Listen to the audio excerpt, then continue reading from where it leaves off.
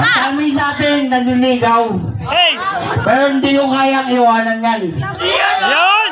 Dahil yan, kapitan natin, mabait na tao yan.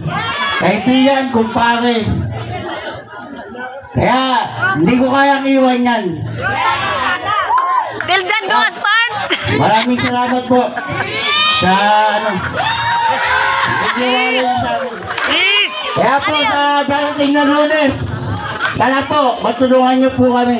Kapatid, Sa aming kampay na. Kapatid! Tuloy-tuloy lang po programa. Kapatid! Salamat po, magandang gabi. Kita niyo, wala pa rin pangako. Wala! Walang pangako! Hindi kaya po siya ganun magsalita. Medyo nagkasakit po yan, medyo naman stroke. Kaya medyo ganun na po siya. Ano ba yun? Nakainom? Sa pamilya niya, sa barangay. Parang ano nga, parang hindi mo pinatabi ah. Hindi mangangako yan. Hanggang kauli-uli ang kapitan, hindi mangangako to. Ah! Hindi pa nga nangako, ang dami ng ginawa. Patas, galaliman mo, patas. Hahalukain mo, patas. Diyos ko po, Panginoon. Wala tayo sa ano.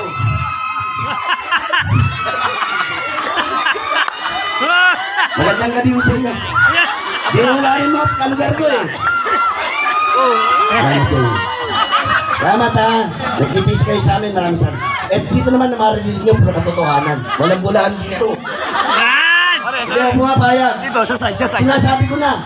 Design! Tatayo ulit ako sa Mendoza pero walang bulahan. Ayoko ng bulahan. Yan o! Yan!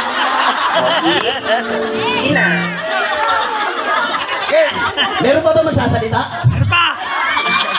Meron pa, joke lang. O, eto naman. Ah, dami na. Ayan na!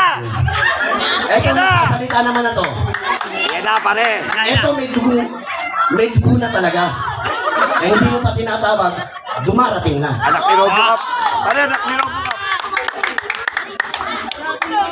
Teacher, hindi pa nagtatanong, sumasagot na. Ah! Agresibo ha! Dahil ang tatay din ito, sobra ang pagmamahal sa barangay at sa tao. Yes! Tama ka dyan! Totoo yan. Totoo yan. Nire-respeto sa buong barangay. Si Constantino ba yan? Bagamat nawala na yung tatay niya, nakakalungkot man, ito ang ipinalit. Kaya naglingkod dito ng mga ilang buwan. Kaya hindi siya bumitaw dahil gusto niyang ituloy. Baka nila Yung simulan. ginawa ng tatay niya. Yung pupunta mo sa bahay, hingi ka ambulansya, hatid ka, sasamahan ka pa. Yun! Walang biro yan, totoo yan. Totoo talaga yun! Talaga yun! Totoo yan, totoo yan. Kaya paring Nilo, pag pumunta ka sa Tolentino family, kumato ka, gigising yan. Tama. Ano problema? Bakit? Kailangan ng ano? Sasama pa sa iyo yan. Ito yung anak niya, oh. Iyak ka!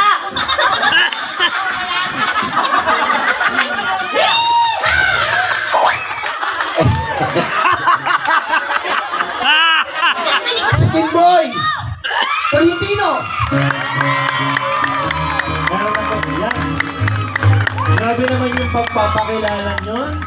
Napakabigat yung pagpapakilala naman po sa ating Kimboy! Kimboy! Dahil kinakabahan po ang inyong lingkod dahil sobrang gagaling po ng ating mga kasama magsalita. Naubusan na ako ng sasabihin, bagamat ready po ang inyong lingkod sa aking sasabihin. Ayan, isang mapagpalang gabi po sa ating lahat. Bagamat nabati na po ng bawat isa ang ating mga kasamahan, hayaan niyo po akong ulitin na banggitin at batiin po natin sila ulit para matandaan po natin at maisulat natin sila sa balota sa darating na Lunes. Yan po. Ayan, pagbati po sa ating mga kasama, unahin po natin ang ating mga kagawad, Kagawad Jomar Vergara, Kagawad Felix Corda, Kagawad Imelda Dang Munchero, Kagawad Bimbo Salazar, Kagawad Froilan Alan Gaspar, Kagawad Elmer Emong Caranto, at ang huling magtetermino, parang hindi kayo excited, at ang huling magtetermino, ang ating butihing kapitan at mahal na mahal, Arnaldo Arnold Mendoza. Ganon din po sa ating mga kasamahan sa Sangguniang Kabataan.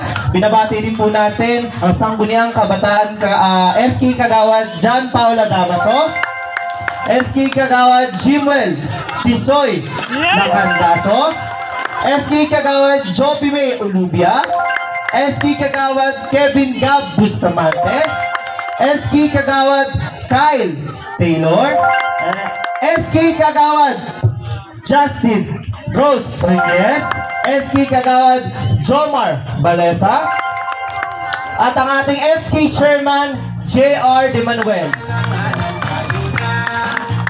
Yan. At sa lahat po na nandito, binabati ko po kayo ng isang mapagpalang gabi. Ayan.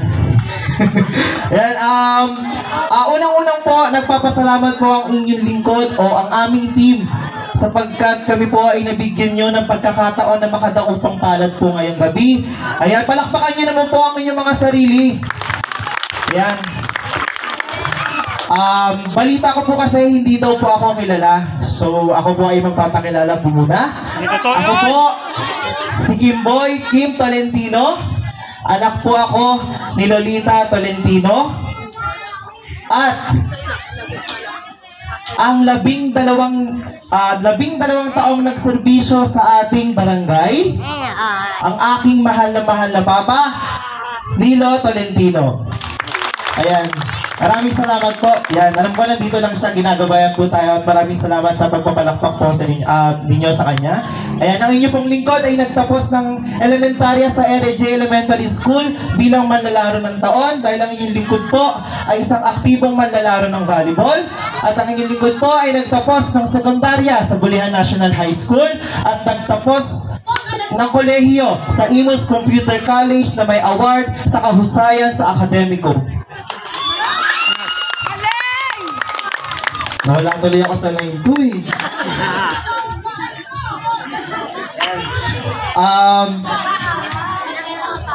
Wait lang po. Nawala ako. Ayan, ang inyong lingkod po ay dating SK Kagawad 2010 to 2013. Kami po yung huling sangguniang kabataan. Pagkatapos po, tayo po ay naging miyembro ng Task Force Kabataan. At pagkatapos naman po, tayo po ay ako rin po ay naging Student Council President ng aking school, Imus Computer College, noong 2015 to 2016. At the same year po, tayo po ay nagbuo ng isang organisasyon mula sa Silang at dito po sa bayan ng GMA. Ito po ay ang Team Magnet. Ayan po, ang Team Magnet po ay marami pong programang nagawa. Ayan po, sa pangunguna po ng inyong lingkod, kami po ay nakapag-conduct ng mga feeding programs, clean-up drives, palaro tuwing Pasko. Yan po ang mga nagawa ng ating ng Team Magnet. Ako natatandaan nyo din po nung pandemya, kami po ay namigay po ng mga libreng merienda po para sa ating frontliners dito sa ating barangay sapagkat tayo po ay tinulungan nila maging ligtas sa ating lugar or sa virus po. Tapos naman po, ang inyong lingkod din po ay isang aktibong member po ng Local Youth Development Program dito po sa ating bayan na nagkakandak po ng mga seminars at programa para sa mga kabataan.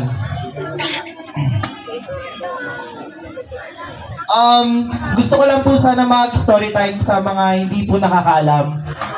Ako po yung kasama po ni Papa all throughout his journey sa sakit niya. From check-up, therapy, admission po, ako po yung kasama at nag-aalaga sa kanya hanggang sa naging bedridden na po siya sa bahay. Tapos po, hindi ko po expected or wala po sa plano na ako po yung papalit sa kanya. And then, until one day po, sinabi niya po sa akin, last July 2020, 2022, ang sabi niya po sa akin, Nak, mag-ready ka, ikaw na yung papalit sa akin. And then, hindi nga po siya nagkamali. Iniwan niya po tayo last August 20, 2022. And then, isang taon na po, mahigit, nawala na po si Papa. At alam ko po, sa isang taon na yon, patuloy niya po akong ginagabayan, patuloy niya po tayong ginagabayan. At alam ko, patuloy pa rin po niya tayong gagabayan. At kayo po, dahil mahal na mahal po kayo. Alam niyo po ba, natatandaan ko ulit nung huling-huling sinabi niya po bago po siya mawala. Amen. 1 week before siya mawala, nung naglakbay diwa na po siya. Alam niyo po ba na kayo pa rin po yung iniintindi niya? Ang sabi niya po, pakainin niyo yung mga botante ko. Magluto kayo ng spaghetti. Pakainin niyo lahat ng mga botante ko. Ayun yung tanging niyang sabi nung naglakbay-diwa na siya. So hindi na po natin yun. Wag na po natin yun. Baka maiyak pa po ako. Maiyak po tayo. Dahil miss na rin po natin. At alam kong miss nyo na rin po yung aking tatay. Of course, si Cap, talagang miss na niya na ang papa ko. Lagi niya sinasabi all throughout this journey. Si Cons Nilo, sayang wala si Cons Nilo. Sayang talaga wala si Cons Nilo. Ilan ko yung sinasabi niya. Bale, diyan ka naman. At sa isang taon na po yun, isang taon na rin po ako mahigit naglilingkod. At sa isang taon na po yun, I'm proud to say na meron naman po tayo nagawa. Nakapag-conduct po tayo ng 3 seasons ng Women's One Day Volleyball League, 1 season ng Men's One Day Volleyball League, 1 season ng Mobile Legends Tournament, at kahit ako po ay committee ng livelihood, malayo po sa programa ng sports, tayo po ay nakakapag-conduct ng mga ganyang programa at mabibigyan po natin ng saya ang mga kababaihan. Pwede mo makarinig po ako ng palakpakan sa mga nakikibahagi sa programa ko ng mga kababaihan sa volleyball. Maraming salamat po. Ayan po, kaya po tayo nakakapag-conduct ng mga ganong programa dahil po yon sa tulong po ng mga kaibigan po natin na nasa taas na posisyon. Ayan, maraming salamat po. Ayan, ngayon naman po, magtutungo na po tayo sa aking mga plataforma.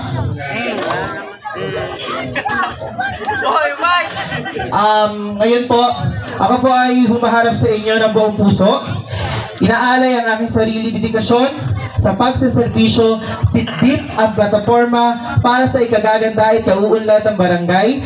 Kung ang inyong lingkod po ay papalari na manalo o makalusot, bilang committee po ng livelihood, maglulunsad po tayo ng mga livelihood programs, trainings, seminars na pumapatungkol po sa pagdinegosyo.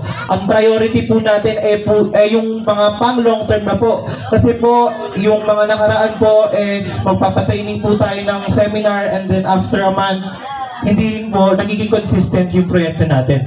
Sa ganitong programa po, makikipag-ugnayan po tayo sa dole, sa peso,